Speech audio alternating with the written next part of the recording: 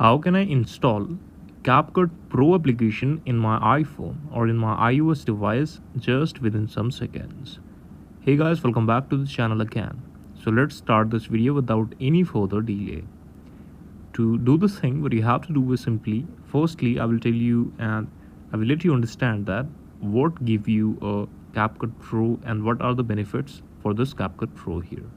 As you can see, there is 7-day free trial in the CapCut Pro application and the rates are on the screen, you can read them.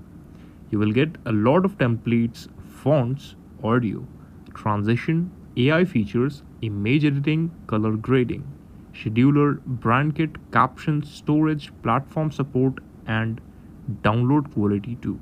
So these are the benefits you will get in CapCut Pro.